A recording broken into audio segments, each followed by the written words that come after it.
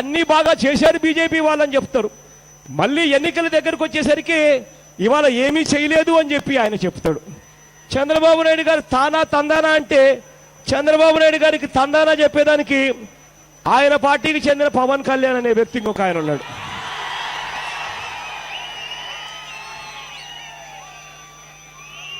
నాకు నిజంగా ఆశ్చర్యం అనిపిస్తూ ఉంది. పవన్ కళ్యాణ్ అనే వ్యక్తి ఫ్యాక్ట్ ఫైండింగ్ కమిటీ అట, జాయింట్ ఫ్యాక్ట్ ఫైండింగ్ కమిటీ అని చెప్పి ఒకటి ఏర్పాటు చేస్తారట. ఏర్పాటు చేసి కేంద్ర ప్రభుత్వం ఎంత ఇచ్చింది, రాష్ట్ర ప్రభుత్వం ఎంత తీసుకుంది అని చెప్పి నిజ నిర్ధారణ చేస్తారంట ఈ కమిటీ. నాకైతే నిజంగా ఆశ్చర్యం అనిపించింది. ఒకవైపున ఇంతకు ముందు చంద్రబాబు నాయుడు గారే బీజేపీ వాళ్ళు దండిగా ఇచ్చారు అని చెప్పి ఒకవైపున చెప్పారు. ఎన్డీఏలో తానుంటూ ఎన్డీఏ ప్రభుత్వం రాష్ట్రానికి దండిగా ఇచ్చారు అని చెప్పి ఒకవైపున తాను చెప్తే, ఎన్నికలు వచ్చేసరికి మళ్ళీ ఆయనే ప్లేటు మారుస్తూ డ్రామాలాడుతూ ఇవాళ మళ్ళీ ఏమి ఇయ్యలేదని చెప్పి ఆయనే చెప్తా ఉంటే, ఈ పవన్ కళ్యాణ్ అనే వ్యక్తి వాళ్ళు ఏమిచ్చారు, ఈయన ఏం తీసుకున్నాడు అని చెప్పి ఫ్యాక్ట్ ఫైండింగ్ కమిటీ అని చెప్పి ఒక కమిటీ వేస్తాడట. ఎలా ఉందంటే ఇది కోడిగుడ్డు మీద ఈకలు బీకినట్టుగా ఉంది. నేను ఇవాళ చెప్తా ఉన్నా, పవన్ కళ్యాణ్ గారికి చెప్తా ఉన్నా, చంద్రబాబు నాయుడు గారికి చెప్తా ఉన్నా, అయ్యా ఇవాళ మీరు చెయ్యాల్సింది ఏమిటో తెలుసా? కోడిగుడ్డు మీద ఈకలు బీకడం కాదు, రూపాయి అర్ధ రూపాయి తక్కువ ఇచ్చినారని చెప్పి నానా యాగీ చేయడం కాదు.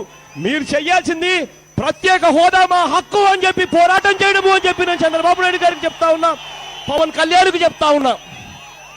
ప్రత్యేక హోదా అన్నది రాష్ట్రాన్ని విడగొట్టేటప్పుడు మనకు హక్కుగా ఇచ్చారు. ప్రత్యేక హోదా వస్తేనే పరిశ్రమలు వస్తాయి, ప్రత్యేక హోదా వస్తేనే ఇన్కమ్ ట్యాక్స్ కట్టాల్సిన పనుల, ప్రత్యేక హోదా వస్తేనే జిఎస్టీ కట్టాల్సిన పనుల. ఇన్కమ్ ట్యాక్స్ కట్టాల్సిన పని లేనప్పుడు, ఇన్కమ్ ట్యాక్స్ కట్టాల్సిన పని లేనప్పుడు, జిఎస్టీ కట్టాల్సిన పని లేనప్పుడు ఎవరైనా ముందుకొచ్చి హాస్పిటల్ అయినా కడతారు, హోటల్ అయినా కడతారు, పరిశ్రమలైనా తీసుకొస్తారు.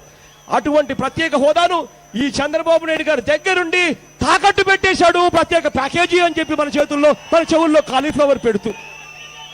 ఇదే పెద్ద మనిషి నేను అడుగుతా ఉన్నా, ఇదే చంద్రబాబు నాయుడు గారిని, ఇదే బీజేపీ నాయకుల్ని ఇద్దరిని అడుగుతా ఉన్నా, ప్రత్యేక హక్కుకు సమానంగా ప్రత్యేక ప్యాకేజ్ ఇచ్చామని చెప్పి వాళ్ళంటారు. చంద్రబాబు నాయుడు గారేమో ప్రత్యేక హక్కుకు సమానంగా ప్యాకేజ్ వచ్చింది కాబట్టి నేను తీసుకున్నానని చెప్పి ఈయన అంటాడు. నేను అడుగుతా ఉన్నా, అయ్యా ఇదే చంద్రబాబు నాయుడు గారిని, ఇదే బీజేపీని ఇద్దరిని అడుగుతా ఉన్నా, అయ్యా బీజేపీ గారు మొట్టమొదటి ఈవేళ పవన్ కళ్యాణ్ వేసిన కమిటీ కూడా అదే, వాళ్ళు ఇంత ఇచ్చామంటారు, వీళ్ళు ఏమీ ఇవ్వలేదంటారు. ఏంటి ఇది? ఎవరికి అర్థం కావట్లా. ఇదో రకమైనటువంటి విచిత్రమైన, ఇంతకుముందు ఫ్రీ స్టైల్ కుస్తీ పోటీలను ఉండేవి, ముందే మాట్లాడుకుని వస్తారు వాళ్ళు, గట్టిగా కొట్టుకోకుండా దెబ్బలాడుకుంటున్నట్టు నటించాలరా అని. ఇదేదో ఆ బాపతగా కనబడుతోంది.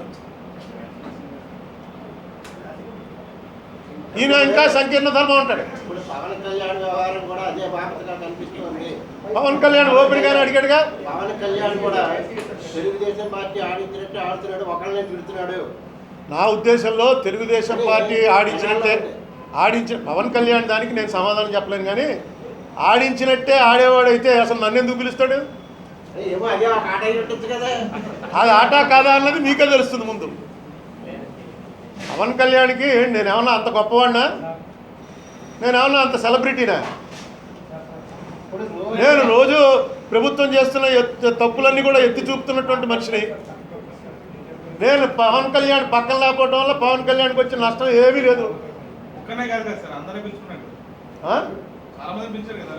ఆ సంగతి నేను చెప్తాను. మేడం ఇప్పుడు కోడిగుడ్డు మీద ఏకలు పీకినట్టు అన్నారు, తప్పది. ఎందుకంటే కోడిగుడ్డు మీద ఏకలు పీకడం అనేది ఎప్పుడు వాడతాం? అంత క్లియర్గా ఉంటే ఇంకా దాంట్లో ఏదో లాగడానికి చూస్తారేంటి అన్నప్పుడు కోడిగుడ్డు మీద ఏకలండి. ఇది కోడిగుడ్డు మీద ఏకలంటే అసలు ఏమీ క్లియర్గా లేదు కదా. వాళ్ళు చెప్పే లెక్క, వీళ్ళు చెప్పే లెక్క ఎక్కడా పొంతం లేదు. ఏంటి పోరాటం చెప్పు అసలు?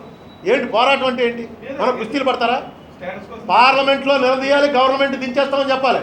వీళ్ళందరూ ఎన్నికే అక్కడికి వెళ్ళింది ఎందుకు? అక్కడికి వెళ్ళి స్లోగన్లు కొట్టి, ఇక్కడికి వచ్చి స్లోగన్లు కొట్టి, స్లోగన్లతో ఏం పని అవ్వదు. స్లోగన్ కొట్టేవాళ్ళు జనం కొట్టాలి, అక్కడికి వెళ్ళి చేయవలసిన వాళ్ళు అక్కడికి వెళ్ళి చేయాలి. ఇవాళ అవిశ్వాస తీర్మానం పెడితే గవర్నమెంట్ దించేయడానికి కాదు, ప్రభుత్వాన్ని ఎక్స్పోజ్ చేయడానికి ఇది ఒక ఆయుధం. ప్రభుత్వం చేసిన తప్పులన్నీ ప్రజలకి చెప్పడానికి నో కాన్ఫిడెన్స్ మోషన్ అనేది ఒక ఆయుధం. ఇందాక చంద్రబాబు నాయుడు గారు అన్నారు నిన్న ఎప్పుడో, ఓసారి నో కాన్ఫిడెన్స్ పెడితే మళ్ళీ 6 నెలల దాకా అసలు ఎంతకాలం ఉంది పార్లమెంటు? 6 నెలల దాకా ఏముండదు. 6 నెలల తర్వాత పెడతారా, సంవత్సరం తర్వాత ప్రజలే పెడతారు. ముందస్తు అంటున్నారు. నెక్స్ట్ ఇంకోటి, నో కాన్ఫిడెన్స్ పెట్టి ఓటింగ్ ఇన్సిస్ట్ చేయాలని లేదు. నేను నా 10 ఏళ్ల టైంలో చాలాసార్లు చూశాను. నో కాన్ఫిడెన్స్ అని పెట్టి మొత్తం డిబేట్ అయిన తర్వాత ఎప్పుడైతే నంబర్స్ లేవో, అంటే నో కాన్ఫిడెన్స్లో ప్రపోజ్ చేసినటువంటి అపోజిషన్ పార్టీకి కావాల్సిన ప్రభుత్వాన్ని దించేయవలసినంత నెంబర్స్ ఎప్పుడైతే లేవో అప్పుడు చెప్తారు మేము ఈ ప్రభుత్వ వైఖరికి నిరసనగా వాకౌట్ చేస్తున్నాం అని చెప్పి. అంటే ఏంటంటే ఓటింగ్ అక్కర్లేదు మాకు, మీకు ఎలాగ నెంబర్లు ఉన్నాయి. కానీ 5 గంటలు 6 గంటలు ఒక్కోసారి 2 రోజులు దాని మీద చర్చ జరుగుతుంది. ఏంటండి వీడియో నచ్చిందా? అయితే ఓ లైక్ వేసుకోండి, లేదంటే ఓ కామెంట్ చేయండి. ఎప్పటికప్పుడు మా వీడియోస్ చూడాలంటే సబ్స్క్రైబ్ చేసుకోండి.